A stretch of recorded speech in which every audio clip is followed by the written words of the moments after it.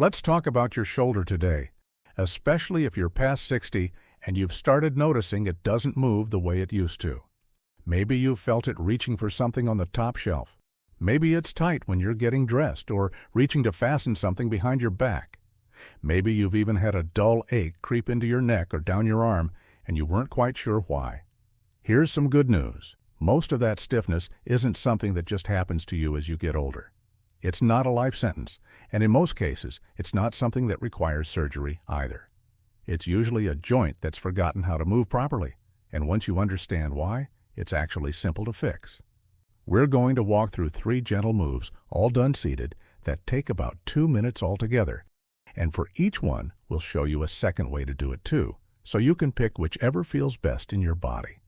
Before we get into it, let's talk for a second about why the shoulder gets stiff in the first place. It'll help the exercises make a lot more sense, and it'll help you understand why just pushing through it usually makes things worse instead of better. The shoulder is actually the most mobile joint in your entire body. Think about everything you ask it to do. Reach overhead, reach behind your back, cross your body, swing your arm at your side, lift a bag of groceries out of the trunk. No other joint moves in that many directions, and that flexibility comes at a cost. It relies on a lot of small muscles and a thin capsule of tissue working together properly, and when even one part of that system tightens up, the whole thing can start to feel locked. Most people only think about the ball and socket part of the shoulder where the arm bone meets the socket. What they forget is that the shoulder blade, that flat bone on your back, has to glide freely too. If the shoulder blade gets stuck, whether from tight muscles around it, a stiff joint capsule, or some arthritis, the ball and socket can't do its job either. The whole system backs up, and your body starts compensating in other places, which is often where the neck tension and the achy arm come from. So, how do you know if this is you? A few signs to watch for. If you reach up into a high cupboard and either can't get there or it hurts. If you reach behind your head to fix your hair or behind your back to fasten something and it pulls or pinches. Or if you've noticed headaches, tension across the top of your shoulder, or even an ache running down your arm. All of those point to the same thing. Your shoulder blade has stopped moving the way it should, and we need to wake it back up.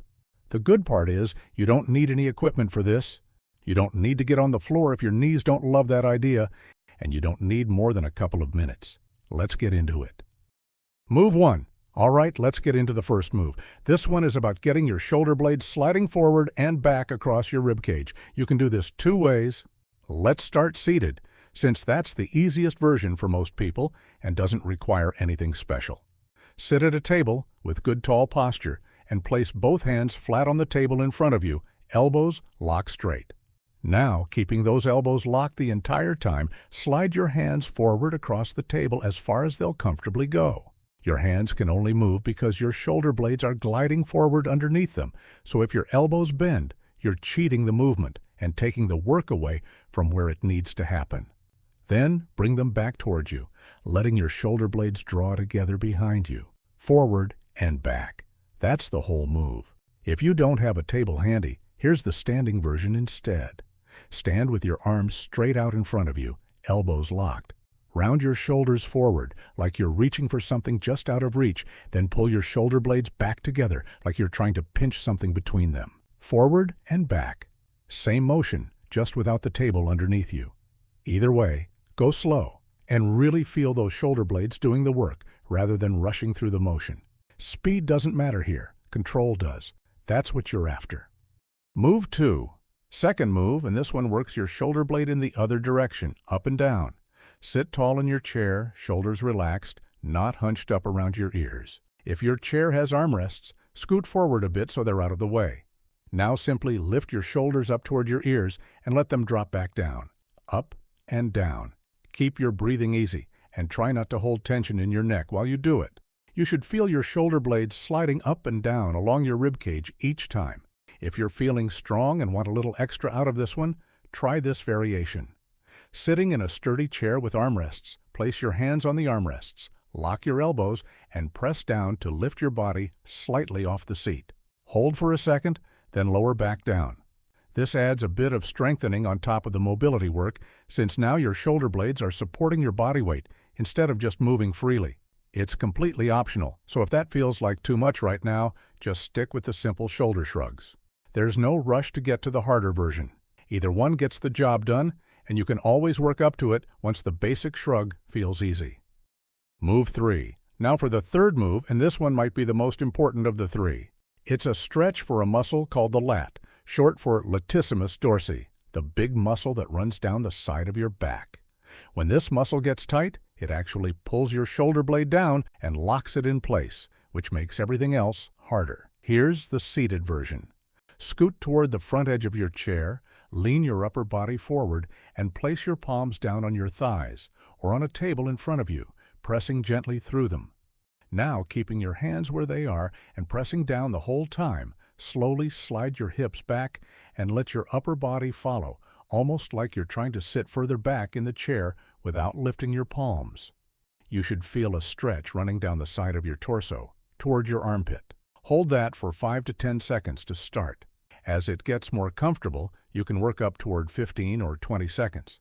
If you're able to get down onto a bed or the floor, here's a deeper version of the same stretch. Get onto your hands and knees, then slowly sit your hips back toward your heels while keeping your hands planted and pressing down through them. You'll feel that same stretch, just more of it. If getting all the way back feels like too much right now, just rock back gently, a little at a time. If your knees are sensitive, tuck a pillow underneath them first, and if the tops of your ankles bother you, a small pillow there helps too. Comfort matters more than depth here, so don't force it. And if you want a bit more stretch on one side, reach that arm across and hold the opposite hand as you sit back. You'll feel that side pull noticeably more. Hold each side for 5 to 10 seconds to begin with, working up toward 15 to 20 seconds as it becomes more comfortable. 3 to 5 rounds is plenty to start. A couple of things to keep in mind. There's no perfect number of repetitions carved in stone here. Some days you might only feel like doing each move a few times. Other days you might want to go longer, and that's fine. Let your body be the guide. What matters far more than the exact count is that you do these regularly rather than once and forget about them. Also, start slow, especially in the first few days. It's tempting to push hard once you feel a good stretch, but going too far too soon on a shoulder that's been tight for months or years usually backfires. Gentle and consistent wins here, not aggressive and occasional. If any of these moves cause sharp pain, rather than a mild pulling or stretching feeling, ease off and try a smaller range of motion instead. Wrapping up. So that's it. 3 moves, 2 ways each, and altogether it's about 2 minutes once you're comfortable with them. Do each one 3 to 5 times, and don't push into pain. Start gentle, especially the first few days, and let your body adjust before you add more repetitions. This isn't something that fixes itself in one sitting, and that's normal. Give it consistent effort, even just once a day, and check back in after a week. Chances are you'll notice you can reach that top shelf a little easier, or get your hand behind your back without that same pull.